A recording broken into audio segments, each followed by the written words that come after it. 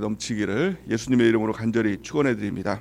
오늘 말씀은 야고보서 5장 7절에서 11절 말씀을 근거로 그리스도인의 인내라는 제목으로 하나님 말씀 증거하겠습니다. 성숙한 그리스도인 야고보서 강의 14번째 시간입니다. 그리스도인에게 있어서 가장 중요한 덕목 하나를 꼽으라고 하면 그것은 바로 인내입니다. 특별히 지금 우리 마지막 시대를 우리가 살아가고 있지 않습니까?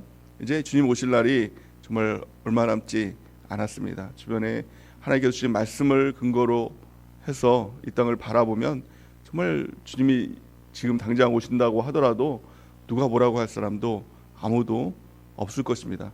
그래서 누가 이 마지막 시대에 구원을 받을 수 있을까요?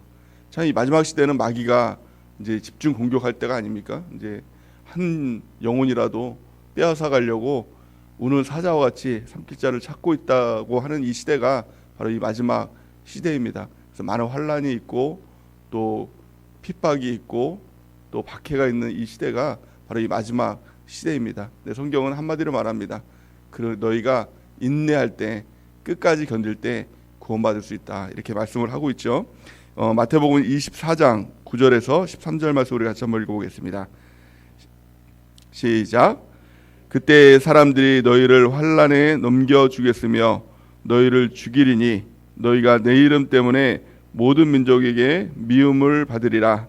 그때 많은 사람이 실족하게 되어 서로 잡아주고 서로 미워하겠으며 거짓 선지자가 많이 일어나 많은 사람을 미혹하겠으며 불법이 성함으로 많은 사람의 사랑이 식어지리라.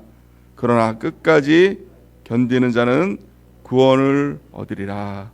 아멘. 13절 보니까 끝까지 견디는 자는 구원을 얻으리라 이렇게 말씀하고 있어요. 저는 예전에 이 말씀을 볼 때 마태복음 24장 9절에 13절 말씀을 볼 때는 이게 우리나라에서는 전혀 일어날 법하지 않은 그런 말씀으로 봤어요. 사람들이 환란에 넘겨주고 또 어떻습니까?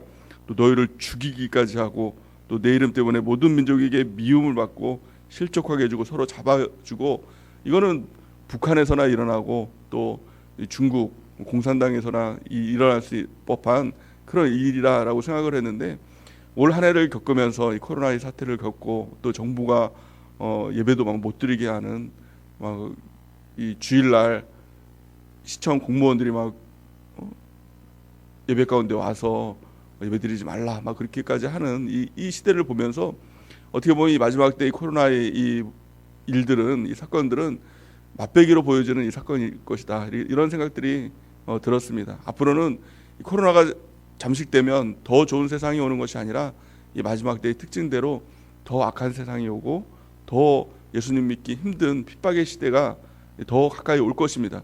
정말 예수님 믿는 것 때문에 죽이기도 하는 이런 시대가 올 것입니다. 근데 우리가 정말 기억해야 될 것은 예수님께서 주신 말씀 그대로 그러나 끝까지 견디는 자는 구원을 얻으리라. 이 말씀 그대로 정말 신앙생활 끝까지 견뎌야 되는 것입니다. 흔들리지 않고, 믿음 흔들리지 않고, 예수님 배신하지 않고 우리가 끝까지 견디는 주의 백성들은 은혜가 있기를 바랍니다. 또한 이 인내를 통해서 우리 하나님께서 우리를 온전하게 만드시는 이 과정이다라고 성경은 말씀하고 있습니다. 야고보서 1장 2절에서 4절 말씀 우리 같이 한번 읽어볼까요? 야고보서 1장 2절에서 4절 시작.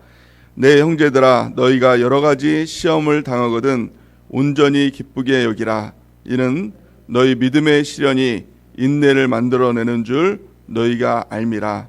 인내를 온전히 이루라. 이는 너희로 온전하고 구비하여 조금도 부족함이 없게 하려 함이니라.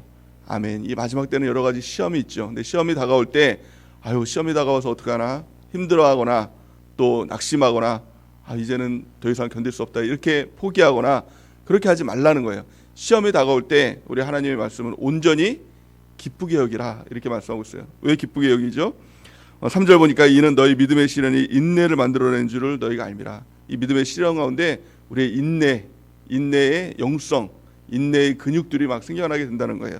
그럼을 통해서 4절 보니까 인내를 온전히 이루라. 이는 너희로 온전하고 구비하여 조금도 부족함이 없게 하려 함이라. 아멘이십니까? 마귀는 우리 가운데 핍박을 주고 또 우리 가운데 고난을 줘서 무너뜨리게 하지만 하나님은 그를 통해서 우리의 인내의 영성들을 막 키워나간다는 거예요. 우리의 인내의 근육들을 막 키워나가서 정말 온전하고 조금도 부족함이 없는 그리스도인으로 이 과정을 통해서 우리를 만들어가는 과정이다라는 겁니다. 그래서 여러 가지 시험이 올 때 우리 육신적으로 볼 때는 또 우리 이 육신의 눈으로 볼 때는 정말 낙심할 일이 너무 많죠. 근데 우리 영적으로 그것들을 깨닫고 나면 이를 통해서 하나님께서 나를 온전하게 만드시는 과정이구나. 조금도 부족함이 없는 과정으로 나를 만드시는 일들을 하나님께서 진행하고 있구나라는 것들을 깨달을 때 우리가 기뻐할 수 있게 될 줄을 믿습니다.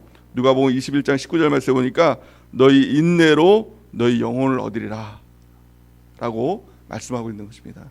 우리의 인내로 우리의 영혼이 천국 가는, 또 영혼이 새롭게 되는 하나님의 역사가 나타나게 될 줄을 믿습니다. 그래서 끝까지 견디는 자가 되겠다, 또 끝까지 인내하는 자가 되겠다 라고 우리가 결단하고 이 마지막 때를 살아갈 때 우리가 끝까지 견디는 자는 구원 얻으리라는 말씀 그대로 우리 모두 구원받는 역사가 나타나게 될 줄을 믿습니다. 오늘 본 말씀에 보니까 야고보 사도가 인내에 대해서 말씀하면서 세 가지 모본을 보여주고 있습니다. 누구처럼 인내하라 이렇게 말씀하고 있죠.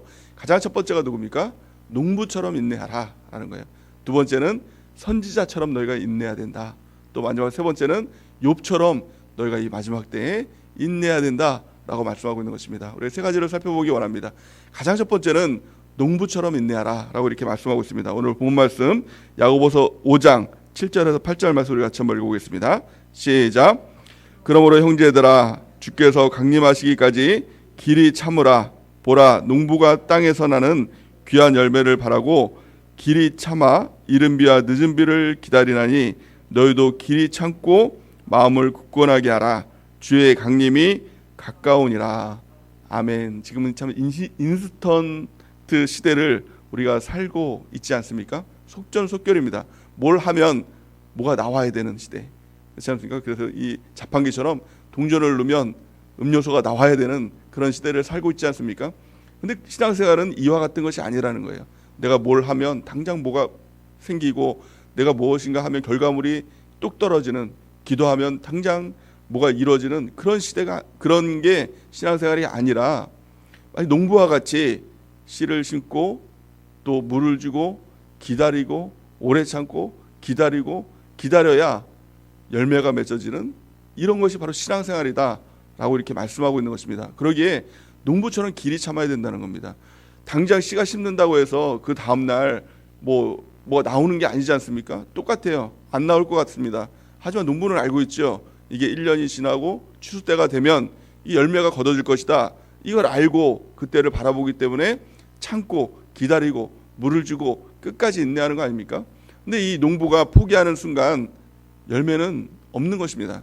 그러니까 포기하지 않고 끝까지 물을 주고 기다리고 이른 비와 늦은 비를 기다리고 그렇게 이 농작물을 보살필 때 마침내 열매가 맺어지는 것입니다. 마찬가지로 우리 신앙생활도 마찬가지입니다. 우리 기도하고 나면 뚝딱 무엇인가 이루어지는 것이 아니라 끊임없이 기도하고 또 신앙생활하고 또 그렇게 될 때 마침내 열매는 반드시 이루어지게 된다는 것입니다. 그래서 갈라디아서 6장 9절 말씀해 보니까 뭐라고 말씀하고 있죠? 우리 같이 한번 읽어보겠습니다. 시작. 우리가 선을 행하되 낙심하지 말지니 포기하지 아니하면 때가 이름에 거두리라. 아멘. 두 가지만 하지 않으면 반드시 열매는 맺어지게 된다는 거예요. 무엇이죠? 낙심하지 말라. 우리가 신앙생활하다 안 되는 것 같으면 자꾸 낙심하고 이렇게 하지 말라는 거예요. 또한 두 번째, 포기하지 말라는 거예요. 기도를 했으면 끝까지 기도해라. 예배 한번 시작했으면 끝까지 예배 드려라. 또 하나님 한번 의지하기 시작했으면 끝까지 의지해라. 반드시 열매가 맺어지게 된다. 이게 농부의 인내, 바로 농부의 인내인 것입니다. 여러분들이 이 농부의 인내를 본받아서 끊임없이 낙심하지 말고 포기하지 말고 주님 바라보고 열매를 바라보는 은혜가 넘치기를 예수님의 이름으로 간절히 축원해야 됩니다. 오늘 본 말씀처럼 너희도 길이 참고 마음을 굳건하게 하라. 주의 강림이 가까우시니라. 멀지 않았다는 것입니다. 우리 주님께서 이 땅에 오셔서 모든 것을 보상해 주시고 위로하여 주시고 상을 주시고 또 하나님의 은혜 가운데 우리와 함께 하실 그날이 멀지 않았다는 거예요. 그 주님을 바라보면서 우리가 끝까지 인내하는 주의 백성 되기를 바랍니다. 두 번째 인내의 사례는요, 그 모본은 선지자의 인내다라는 것입니다. 선지자는 이 절대 해서는 안 되는 것이 있습니다. 그것이 뭐냐면 원망하는 거예요. 성경에 보니까 이렇게 말씀하고 있죠. 오늘 본 말씀 야고보서 5장 9절에서 10절 우리 같이 한번 읽어보겠습니다. 시작. 형제들아 서로 원망하지 말라. 그리하여야 심판을 면하리라. 보라 심판주가 문 밖에 서 계시니라. 형제들아 주의 이름으로 말한 선지자들을 고난과 오래 참음의 본으로 삼으라. 아멘. 우리가 서로 원망하지 말아야 됩니다. 원망하고 불평하면 어떻게 됩니까? 심판을 받게 된다는 거예요. 심판주가 이 땅에 오실 때 심판을 받게 된다는 것입니다. 이스라엘 백성들이 430년간 종살이에서 해방되었죠. 하나님께서는 그들을 가나안 땅으로 인도하겠다는 것이 하나님의 의지였습니다. 근데 그들이 망한 이유가 무엇입니까? 원망하고 불평해서 그래요. 신앙생활하다가 원망하고 불평한 사람들은요, 이 망하게 된다는 거예요. 심판을 받게 된다는 거예요. 그래서 우리가 빨리 회개하고 돌이켜서 우리가 원망 불평이 없는 신앙인이 되어야 우리가 구원받는 하나님의 역사가 나타나게 된다는 것입니다. 이 선지자들의 인내가 무엇입니까? 선지자들의 특징은 오직 주님만 바라보는 사람들, 이게 바로 선지자죠. 하나님 말씀에 내 감정도 바꿀 수 있는 사람들, 이 사람들이 선지자예요. 그래서 선지자들이 이 땅만 바라보면서 원망하고 불평하고 있다면 이미도 선지자가 아니라는 거예요. 430년간 종살이 가운데 구원받은 이스라엘 백성들이 광야에서 생활을 합니다. 그런데 모세는 원망 불평을 안 하죠. 또한 이스라엘 백성들은 원망 불평을 합니다.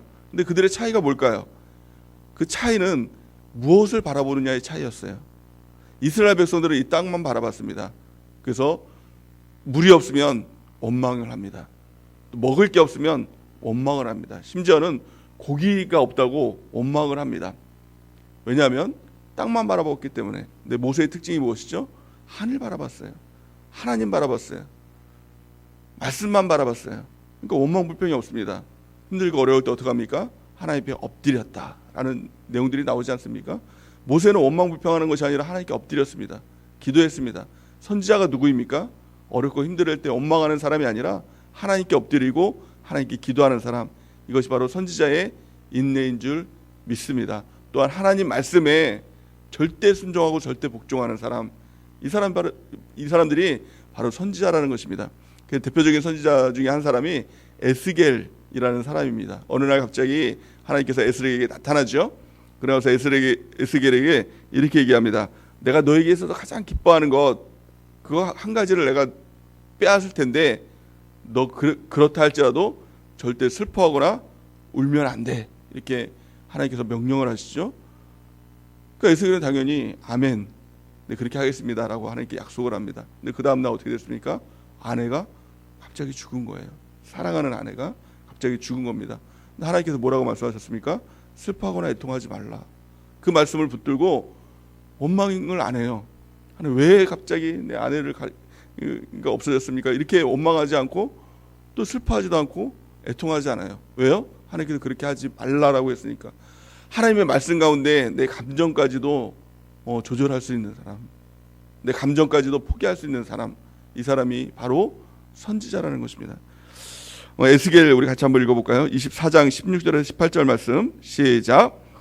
인자야 내가 내 눈에 기뻐하는 것을 한 번 쳐서 빼앗으리니 너는 슬퍼하거나 울거나 눈물을 흘리거나 하지 말며 죽은 자들을 위하여 슬퍼하지 말고 조용히 탄식하며 수건으로 머리를 동이고 발에 신을 신고 입술을 가리지 말고 사람이 초상집에서 먹은 음식물을 먹지 말라 하신지라. 내가 아침에 백성에게 말하였더니 저녁에 내 아내가 죽었으므로 아침에 내가 받은 명령대로 행하매. 아멘. 저 여러분들이 이 선지자와 같은 이 인내, 이 영성을 갖는 은혜가 있길 바랍니다. 주님만 바라보는 이 영성, 환경과 상황 바라보는 것이 아니라 내가 오직 주님만 바라봅니다 라고 주님께 엎드리는 모세와 같은 그런 영성을 갖기를 원합니다. 또 주의 말씀 가운데 내 감정마저도 포기할 수 있는, 내 감정마저도 조절할 수 있는 선지자와 같은 주의 백성들은 은혜가 있길 바랍니다. 하나님께서 슬퍼하지 마라고 하면 아무리 슬퍼할 일이 있어도 슬퍼하지 않는 것입니다. 아무리 괴로운 일이 있어도, 아무리 애통할 일이 있어도 하나님께서 너 기뻐해 라고 하면 기뻐하는 것입니다. 저 여러분들이 이런 인내의 영성을 소유하는 주 백성들의 은혜가 있길 바랍니다. 마지막 인내의 모범이 누구였죠? 바로 욥이었습니다. 우리 성경 본 말씀 야고보서 5장 11절 말씀 우리 같이 한번 읽어보겠습니다. 시작. 보라, 인내하는 자를 우리가 복되다 하나니 너희가 욥의 인내를 들었고 주께서 주신 결말을 보았거니와 주는 가장 자비하시고 긍휼히 여기시는 이시니라. 아멘. 인내하는 자가 어떤 자라고요? 복된 자다라는 거예요. 인내를 통해서 그냥 인내하고 힘들고 괴롭고 끝나는 게 아니라 인내하면 복이 있는 것입니다. 하나님께서 함께 하시고 또 하나님께서 보상하여 주시고 또 욥의 결말처럼 하나님께서 모든 것을 다 갚아주시는 놀라운 하나님의 은혜가 있게 될 줄 믿습니다. 욥에 대해서 우리가 잘 알고 있죠. 어느 날 갑자기 욥의 입장에서 보면 어느 날 갑자기 그 재산이 많았던 사람인데 재산을 다 잃어버렸습니다. 또 자녀들도 이렇게 건실하고 참 많았던 사람인데 자녀들도 한날 한시에 다 죽었습니다.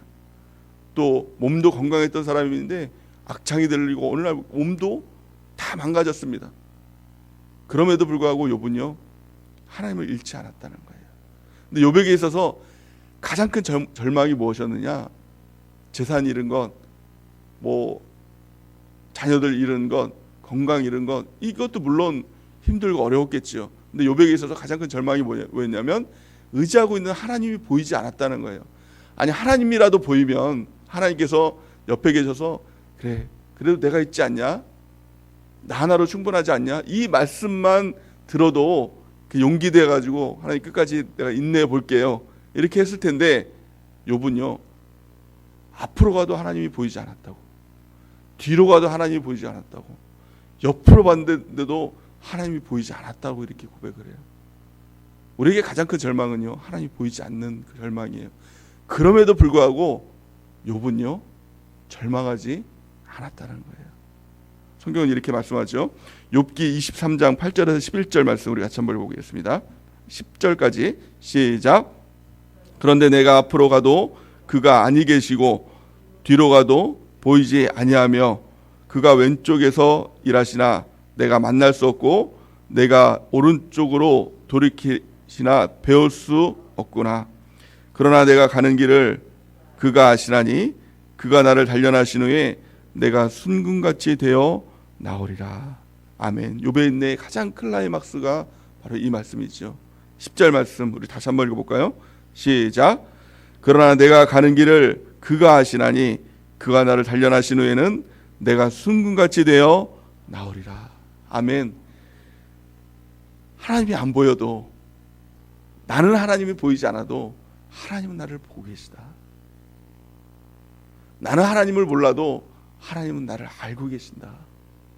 이 믿음, 이게 바로 욥의 믿음이었고 욥이 끝까지 인내할 수 있는 원동력이 되었다는 겁니다. 우리가 기도할 때 때로는 하나님께서 듣고 있지 않는 것 같은 그런 느낌이 들 때가 있지 않습니까? 그러하다 할지라도 하나님께서는 듣고 계신다는 거예요. 우리가 하나님 안 보일 때가 있지 않습니까? 하나님 정말 이 절망 가운데서도, 어려운 가운데서도 하나님 정말 어디 계십니까? 하나님이 계시면 정말 이런 일이 있을 수 있습니까? 라는 그런 일들을 겪고 있다 할지라도 하나님께서는 그것을 아신다는 거예요. 그 믿음이 있을 때 우리는 끝까지 인내할 수 있다는 거예요. 또한 이렇게 얘기합니다. 내가 가는 길을 그가 아시나니 그가 나를 단련하신 후에 내가 순금같이 되어 나오리라. 이 고백이 저 여러분들의 고백이 되길 바랍니다. 그가 나를 단련하신 후에 내가 순금같이 되어 나오리라. 어떤 어려움이 있을지라도, 어떤 고난이 있을지라도 하나님께 나를 단련하시는 과정이다. 마침내 내가 순금같이 되어, 내 안에 있는 불순물들이 다 제거되어서 순금같이 되어 나오는 하나님의 역사가 있을 것이다라는 그 믿음 가운데 욥은 끝까지 인내했습니다. 마침내 하나님께서 그 가운데 나타나시죠. 그러고 나서 욥이 이렇게 고백을 합니다. 욥기 42장 5절 말씀 우리 같이 한번 읽어보겠습니다. 시작. 내가 주께 대하여 귀로 듣기만 하였사오니 이제는 눈으로 주를 배움나이다.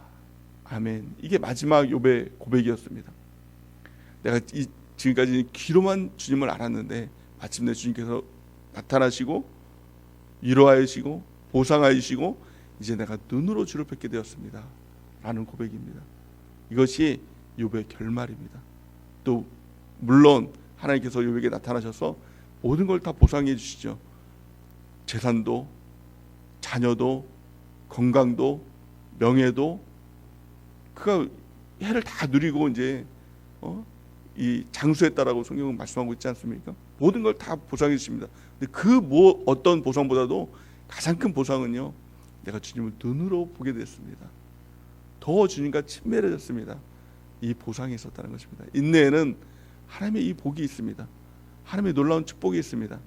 끝까지 인내하는 것, 이것이 하나님의 놀라운 이 복을 받을 수 있는 유일한 방법이라는 것입니다. 낙심하고 포기하면 그것으로 끝나는 것입니다. 내가 다 해봤는데 소용없더라, 이 말만 하는 것입니다. 우리가 끝까지 인내함을 통해서 이 주님을 만나는 귀한 축복이 있길 바랍니다. 놀라운 하나님의 복을 소유하는 은혜가 있기를 예수님의 이름으로 간절히 축원해 드립니다. 그래서 농부와 같이 인내하시길 바랍니다. 선지자와 같이 오직 주님만 바라보면서 말씀 붙들고 우리가 나가는 주의 백성 되길 바랍니다. 또 욥의 인내와 같이 우리가 나가는 은혜가 있길 바랍니다. 내가 가는 길 오직 그가 아시나니 그가 나를 단련하신 후에 내가 순금같이 되어 나오리라. 이 고백들 가운데 어떠한 고난이 온다 할지라도, 어떠한 이 핍박이 온다 할지라도, 이 마지막 때 어떠한 마귀의 도전이 온다 할지라도 끝까지 인내함을 통해서 마침내 우리가 주님의 구원을 보는 놀라운 하나님의 백성 되는 귀한 축복이 있기를 예수님의 이름으로 간절히 축원해